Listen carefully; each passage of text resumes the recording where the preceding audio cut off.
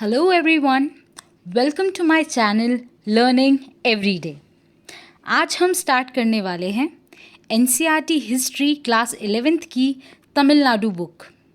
Y NCERT? सबसे पहला question जो स्टूडेंट्स पूछते हैं कि हम NCERT क्यों करें और हायर लेवल बुक्स पे चले जाएं, तो इट्स वेरी इंपॉर्टेंट। और फिर बाद में घूम के वो आते हैं NCERT के पास। क्यों? क्योंकि जब भी हम स्टैंडर्ड बुक्स लेते हैं तो हमें समझ में ही नहीं आता है कि वो स्टैंडर्ड बुक कहना क्या चाह रही है। तो सबसे पहले हमें NCERT के बेसिक्स क्लियर करने चाहिए, जिससे हमें आगे का समझ में आ सके अगर हम UPSC CSE की तैयारी कर रहे हैं। तो इट्स वेरी इंपॉर्टेंट कि हम NCERT पढ़ें। सो आज हम पहला चैप्टर स्टार्ट करने वाले हैं हिस्ट्री का, which is India geographical features and their impact on history. ये मैंने रनिंग नोट्स में आपको शो कर रखा है, बिकॉज अगर हम इसको शॉर्ट में बनाएंगे तो हमें रिवीजन में बहुत ज़्यादा हेल्प मिलने वाली है। आगे हम पूरी बुक नहीं पढ़ सकते इतनी जल्दी, इसलिए मैंने आपको पेजेस फॉर्मेट में ये दिखा रखा है कि आप कैसे बना सकते हैं ये notes. So let's start with our today's lecture. India geographical features and their impact on history. Indian subcontinent divided in 3 regions: Himalayas, Indo-Gangetic Plains and the Southern Peninsula। हमारा इंडियन सबकॉन्टिनेंट डिवाइडेड है। हिमालयाज सबसे ऊपर, फिर बीच में आ जाता है Indo Gangetic plane, जो कि डिवाइड कर देता है इन दोनों को सदर्न पेनिनसुला में और ऊपर हिमालयाज में। 5 कंट्रीज सबकॉन्टिनेंट के साथ जुड़ी हुई है, जो कि है India, Pakistan, Bangladesh, Bhutan and Nepal. North of India में हिमालयन माउंटेन्स है हमारे, स्टार्टिंग फ्रॉम द पामिर से स्टार्ट है। हाईएस्ट पीक हम सबको पता है माउंट एवरेस्ट है, जो कि एक वॉल की तरह एक्ट करती है और प्रोटेक्ट करती है कंट्री को against the cold arctic winds blowing from Siberia through Central Asia. जो भी विंड्स होती हैं उसके लिए वो Mount Everest as a protection काम करता है, वो उन विंड्स को आने नहीं देता। अब passes in north west mountains Khyber, Bolan, Kurram and Gomal provided easy routes between India and central Asia situated in Hindukush, Sulaiman and Kirthar ranges. ये सारी पासेस आपको याद रखना बहुत ज़रूरी है, क्योंकि ये इन पासेस की वजह से जो बाहर के इन्वेडर्स थे वो हमारी कंट्री में आ सकते थे और जगह जगह वो लोग जाके इंडस वैली सिविलाइजेशन, या आगे की जो आप पढ़ेंगे आगे जाके इंडस वैली सिविलाइजेशन, वैदिक पीरियड्स, हड़प्पा पीरियड, तो इन सब में वो बहुत हेल्प करता है। जैसे कि स्वत वैली पास था, जिसमें अलेक्जेंडर डी मेसेलिडोन आए थे स्वत वैली के पास से। These passes made trade and cultural contacts between India and Central Asia। देखिए इसमें लिखा गया है कि ये एज अ पास काम करता था, जैसे ट्रेड और कल्चरल कॉन्टैक्ट्स बिटवीन करने के लिए इंडिया एंड सेंट्रल एशिया में। अब नॉर्थ ऑफ कश्मीर, सबसे नॉर्थ ऑफ कश्मीर में क्या होता है? काराकोरम रेंज। मैं आपको अभी दिखाऊंगी भी एक मैप के ज़रिए, जिसको आपको लोकेट करना है, जिससे आपको एक वर्चुअल आइडिया हो कि ये रेंजेस और जगह कहाँ कहाँ पे है। Second highest peak in the world mount Godwin in Austen है। Karakoram highway via Gilgit is connected to central Asia. In Assam mountain ranges is Patkai, Naga and Lushai. जब आप ईस्टर्न की तरफ जाएंगे असम में, तब आपको पटकोई, नगाई एंड लुशाई रेंजेस मिलेंगे। अब हम जाते हैं इंडो गैंगेटिक प्लेन पे। इरिगेटेड बाय 3 रिवर्स, ये बहुत इंपॉर्टेंट टॉपिक है इंडो गैंगेटिक प्लेन, बिकॉज ये इरिगेट किया जाता है by 3 rivers, that is Ganga, Brahmaputra and Indus. इसकी ट्रिब्यूटरीज आपको हमेशा याद रखनी है, that is Jhelum, Chenab, Ravi, Sutlej and Beas. देखिए ये सारे के सारे नाम आपको इसलिए याद रखने हैं क्योंकि प्रीलिम्स में ये बहुत हेल्प करते हैं और मेंस में बहुत एनरिच करेंगे आपके आंसर्स को, अगर आपको ये पॉइंट्स और ये नाम याद रहेंगे। अब जो इंडो गैंगेटिक प्लेन है वो मोस्ट फर्टाइल एंड प्रोडक्टिव मानी जाती है। क्यों? क्योंकि जो रिवर्स हैं लाइक गंगा, ब्रह्मपुत्र इंडस और फिर इसकी ट्रिब्यूटरीज हैं वो अपने साथ क्या लाती हैं, alluvial soil bought by the streams of the river and its tributaries. Punjab, पंज मतलब पांच रिवर्स से पंजाब का नाम पड़ा है, meaning of that land. Sindh is situated lower valley of the Indus plain is known for fertile soil. Indus plain हमारी fertile soil के नाम से जानी जाती है. Now between Indus and Gangetic Plain, the Thar Desert and Aravalli Hills are situated. अभी मैं आपको बहुत अच्छे से मैप में दिखाऊंगी कि कैसे इंडस रिवर और गैंगेटिक प्लेन को थार डेजर्ट और अरावली हिल्स डिवाइड कर देते हैं. उन दोनों रिवर्स को, उन दोनों प्लेन्स को डिवाइड कर देंगे. कौन? थार डेजर्ट और अरावली हिल्स. अब हम जाते हैं गैंगस राइजेस फ्रॉम हिमालयाज. जो गंगा रिवर है हमारी वो हिमालय से राइज करती है, पहले साउथ की तरफ जाती है फिर ईस्ट की तरफ चली जाती है. अब Yamuna flows almost parallel to Ganges. अभी मैं आपको मैप में दिखाऊंगी, गंगा और यमुना बिल्कुल पैरेलल चलती चली जाती है. एरिया बिटवीन टू रिवर्स, ये आप याद रखिएगा डोप वर्ड, कि एरिया बिटवीन टू रिवर्स जैसे कि यमुना और गंगा, इसके बीच का जो एरिया है उसे डोप कहते हैं. गैंगस ट्रिब्यूटरीज गोमती, सरायू, घाघरा एंड गंडक, यह आपको याद रखना है. Brahmaputra rises beyond the Himalayas.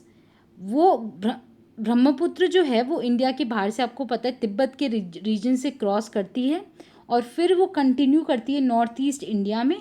फिर स्लो मूविंग, बहुत ही स्लो मूविंग है, पूरा एरिया वो कवर करते करते ईस्ट की तरफ जाने के बाद फिर वो नीचे आती है और फिर इंडिया के ईस्टर्न पार्ट में अंदर घुसती है. उसके बाद वो डाउनवर्ड्स जाती है, फिर बांग्लादेश के थ्रू हमारे बे ऑफ बंगाल में मर्ज हो जाती है.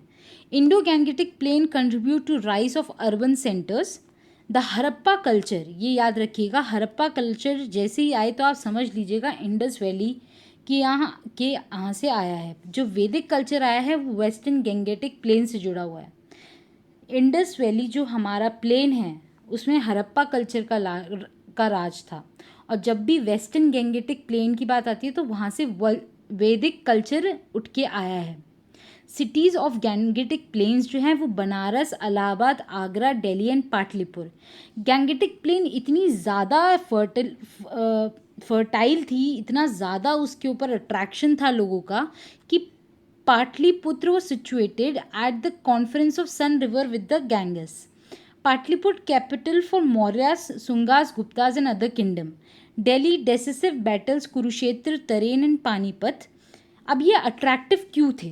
पाटलिपुत्र, दिल्ली, ये सब क्यों थे इतने ज़्यादा अट्रैक्टिव? बिकॉज इनकी फर्टिलिटी एंड प्रोडक्टिव वेल्थ, जितना भी पैसा आता था सब इनके पास आ जाता था. चाहे जैसे अभी के टाइम पे टैक्सेस लेते हैं गवर्नमेंट, टैक्स लेती है गवर्नमेंट, वैसे ही उस टाइम पे अनाज हो गया, बार्टर सिस्टम चलता था कि टैक्स में जो भी आप काम करते हो, चाहे वो लेबर के फॉर्म में हो, चाहे वो ग्रेनरीज के फॉर्म में हो, चाहे आप पॉटरी मेकिंग करते हो, किसी भी तरीके से आपको टैक्स भरना पड़ता था. तो इस वजह से वहाँ पे प्रोडक्टिव वेल्थ रहती थी.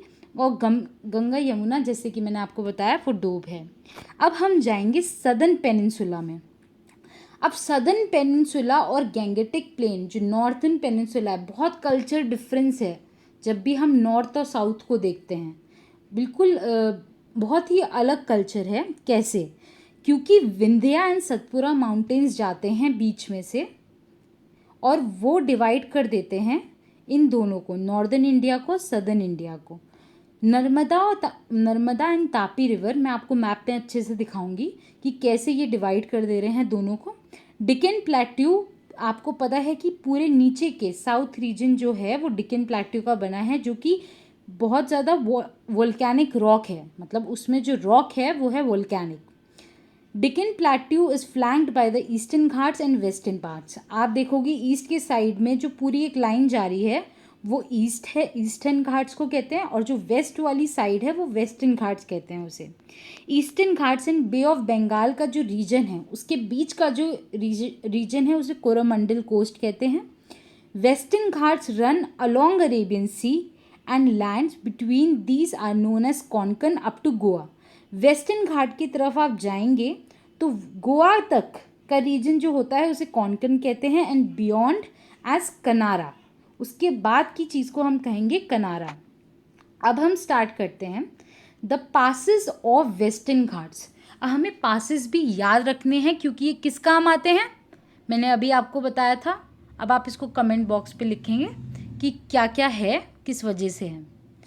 The passes of western Ghats like Junnar, Kanheri and Karle link the trade routes to the western ports. किस वजह से ये यूज़ होता था, ट्रेड की वजह से। इसका बड़ा मोटिव यही था कि ये ट्रेड के पर्पस के, ट्रेड के रूट्स थे जिससे हम एक पार्ट के इंडिया से दूसरे पार्ट तक जा सके। अब southern end remains the famous Palghat pass, passage across the Ghats from the Kaveri valley to the Malabar coast. ये मैं आपको अभी अच्छे से दिखाऊंगी कि कावेरी वैली और मालाबार कोस्ट किधर कैसे इसको कनेक्ट हो रहा है, ठीक है। अब हमने पूछा था Palghat pass is important trade route for the Indo Roman trade in the ancient time. Ancient time में ये पलघट पास जो था, जो कि कावेरी वैली और मलाबार कोस्ट को कनेक्ट करता है, वो ancient time, Roman ancient time से यूज़ हो रहा है। Anaimudi, very important part, Anaimudi highest peak है सदर्न पेनिनसुला की, ये आपको याद रखना है। और Dodabetta is another highest peak western Ghats की। Narmada Tapi east to west जाते हैं, ये आपको डायरेक्शन याद रखनी है कि नर्मदा और तापी रिवर हमारी ईस्ट टू वेस्ट जाती है। कृष्णा, कावेरी, गोदावरी या तुंगभद्रा ये वेस्ट टू ईस्ट जाती हैं। The region between Krishna and Tungabhadra, अब आपको मैंने बताया था कि रीजन कृष्णा और तुंगभद्रा के बीच का क्या होगा, डोब कहलाएगा। दो रिवर के बीच का एरिया क्या होता है, डोब। तो इसके बीच में आता था Raichur. The delta of these two rivers famous under Satavahanas. Now, Kaveri delta seat of the Chola power.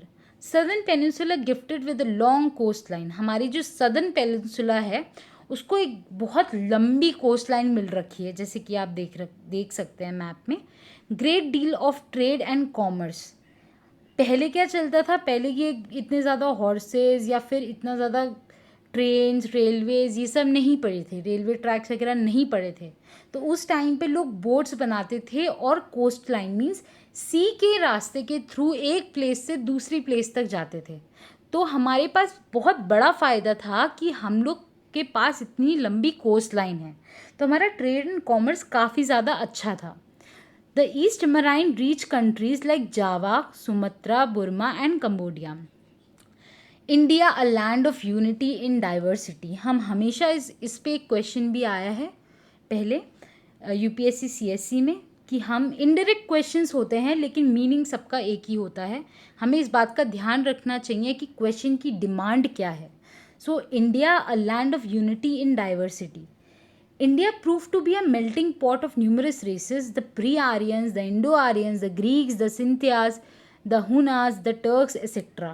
इतने सारे के सारे रिलीजन्स, इतने सारे के सारे किंग्स जो थे, द ग्रीक्स थे, आर्यंस थे, इन सब का मिलन कहाँ पे हुआ, एक जगह स्पॉट पे, वो थी इंडिया। प्री आर्यन और द्रविडियन, हम प्री आर्यन को द्रविडियन पढ़ेंगे आगे के चैप्टर्स में और क्लियर होगा आपको। तो वैदिक टेक्स्ट जो ये स्क्रिप्ट्स थी वैदिक, उसमें लिखा गया है कि प्री आर्यन और द्रविडियन का जिक्र किया गया है। पाली एंड सांस्कृतिक terms appear in the Sangam literature. ये आपको याद रखना है, पाली और सांस्कृतिक terms appear in Sangam literature. Birth हुआ था Hinduism, Jainism and Buddhism. Our country shows a deep underlying unity in spite of great diversity. Example, Bharatvarsh or the land of Bharata give to whole country after the ancient tribe called the Bharatas. The king of political unity was attained at least twice during the Maurya and Gupta empires. Hind is derived from Sanskrit term Sindhu. India is Greek Hind in Persian and Arabian language. मतलब political unity भी थी, social भी थी, trade and commerce भी था जो जोड़ता था सारे के सारे लोगों को। Efforts for the linguistic and cultural unity of the country by in the century BC. प्राकृतिक लैंग्वेज जो थी उस टाइम पे served as the lingua franca of the country. Prakrit language आई थी उस टाइम पे। अशोका इंस्क्रिप्शंस जो थे वो प्राकृत लैंग्वेज में थे। रामायण और महाभारत संस्कृत में थी और प्रेजेंट डे पे हम देख रहे हैं हिंदी चल रही है। तो India has emerged a multi religion and multi cultural society, however the underlining unity and integrity and the plural character of Indian society remain the real strength for the development of the country. किसी भी country का अगर हम देखें social, economic, demographic, political, अगर economical wise सब जगह से अगर वो अच्छा हो तो वो कंट्री काफ़ी ज़्यादा प्रोग्रेस करती है। हमारे पास डाइवर्सिटी बहुत ज़्यादा है और हमें फ़ायदा कई जगहों से है। तो हमें इस बात का ध्यान रखना है कि हमारे यहाँ डाइवर्सिटी है बट यूनिटी उससे ज़्यादा है। तो हमेशा कोशिश करिए कि आंसर्स जब लिखें तो एक पॉजिटिव इम्पैक्ट दें टीचर्स की तरफ कि हाँ कि हम यूनिटी में रहने वाले लोग हैं, ना कि डाइवर्सिफाई करने के। सो अगर आपको ये लेसन अच्छा लगा हो तो please click the black thumb blue and please share with your friends कि आप लोग आगे जाके डिस्कस कर पाएँ इसी चैप्टर के ऊपर और आंसर्स लिखें विच आई प्रिफर कि आप लिखें and give your best in your exams. और अगर आप चाहते हैं कि मैं आगे वीडियोस डालूं तो प्लीज़ लाइक करिएगा, शेयर करिएगा एंड ज़रूर सब्सक्राइब कीजिएगा एंड लेट मी नो कि कमेंट बॉक्स में कि मुझे नेक्स्ट चैप्टर डालना चाहिए, फॉरवर्ड करना चाहिए अपने चैनल को। Thank you so much, have a nice day.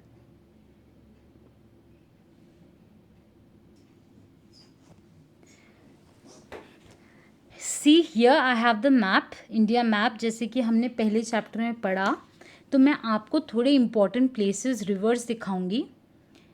जैसे कि मैंने आपको बताया था, सबसे पहले हम नॉर्थ की तरफ जाते हैं, इंडस रिवर आ रही है और कराकोरम रेंज सबसे नॉर्थ में है। और यहाँ से उत्तराखंड की साइड से आप देख सकते हैं कि गंगा रिवर आ रही है। इसके जो ट्रिब्यूटरीज हैं वो गोमती, घाघरा, गंडक हैं। फिर इसके जस्ट पैरेलल में यमुना रिवर जा रही है, दोनों की दोनों पैरेलल है। तो इसके बीच के रीजन को क्या कहते हैं हम? डोब। अब इसके बाद हम देखेंगे अरावली रेंज। जैसे मैंने बताया था इंडस प्लेन और गैंगेटिक प्लेन को कौन डिवाइड करता है? अरावली रेंज, ठीक है। उसके बाद ब्रह्मपुत्र जो है रिवर वो कहाँ से आ रही है? ईस्टर्न की तरफ से आ रही है। जो सबसे ईस्टर्न पार्ट है वहाँ कौन कौन सी हिल्स मिलती हैं? पटकाई, नागा हिल्स। अब हम जा रहे हैं साउथ की तरफ। अब साउथ में मैंने आपको बताया था कि नॉर्थ और साउथ को कौन डिवाइड करता है?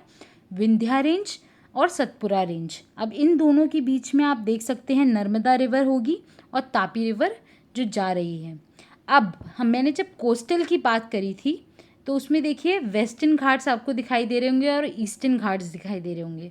अब वेस्टर्न घाट्स में कोंकण रीजन कहाँ तक का था? गोवा का था, अरेबियन सी से लगा हुआ, और उसके बाद का रीजन कनारा है। और ईस्टर्न घाट्स में जो ईस्टर्न घाट्स और बे ऑफ बंगाल के बीच का जो रीजन है उसे कोरोमंडल कोस्ट कहते हैं। अब देखिए कृष्णा और तुंगभद्रा रिवर जारी है, तो इसके बीच का रीजन क्या हुआ? दो रिवर्स के बीच का जो रीजन वो है डोब। सो इसके में बहुत इंपॉर्टेंट प्लेस है वो है रायचूर। ये जो पूरा सदर्न रीजन है इसे डिकन प्लेट्यू कहते हैं।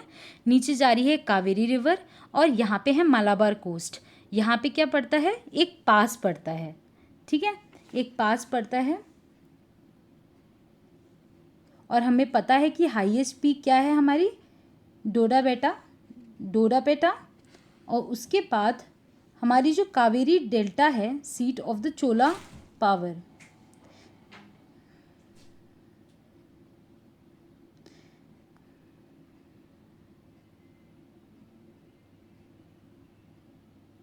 मैंने आपको एक पैसेज बताया था जो कि है पलघट पास, जो कावेरी और मालाबार कोस्ट को ज्वाइन करता है। सो यहाँ पे ख़त्म होता है हमारा मैप, पूरा map. And it's really important कि आप मार्क करें ये प्लेसेस। अगर आप ये इंडिया का मैप वहाँ इंक्लूड करते हैं अपने आंसर्स में, you will fetch good marks in it. And all the very best. If you want more videos for further chapters, please like and do comment me so that I can proceed the next chapter. And if you like, अगर आपको अच्छा लगता है मेरा channel तो उसको subscribe ज़रूर करिएगा, जिससे मैं जब भी नेक्स्ट चैप्टर डालूँ तो आप उस चीज़ को पढ़ सकें और इतना अच्छे से एनहांस कर पाएँ अपने आंसर्स को. Thank you very much for seeing the whole video, and please do share, like and comment. Thank you and have a nice day.